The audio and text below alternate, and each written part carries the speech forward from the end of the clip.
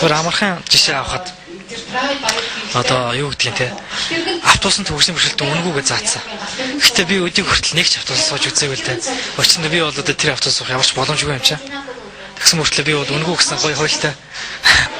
Хамгийн хүндийн бид нар тээвэр бид нар өөрсдөө нэг байнгын өдөр болгон ингээл гадшаа гарна. Тэгэхээр нэг суу ихлээр одоо өөр нэг биднээс зориулагдсан тийм автобус унаа байхгүй. Ядаж нэг таксины ард ор ихэд лимут хэрэгчин багтдаггүй. Тэгээд бид нар ингээд байнгын ер нь байнгын хүний хараатт л байдаг шүү дээ. Тэгэл автобус унаад би бол одоо энэ болж игэл автобусаас суух гал байдаг хүн тэгэл ихэнхдээ таксид чинь тэгэл автобусанд суух чинь л айгүй хэцүү. Тэгээ автобусаас буугаад очиж буудлын нөгөө боржуураас эхлүүлээл ер нь л айгүй хүндрэлтэй дээ. Тэгэл ер нь нэг хорон одоо ингээл нэг цэцэг дарамаар гэсэн хүмүүстэй уулзах гэл орхлоо дандаа хоёр давхарт тэгээд шатнаас эхлүүлээл тэгэл ядаж үүдний довжоороос эхлүүлээл тэднээс нь биднэрт айгүй хүндрэлтэй.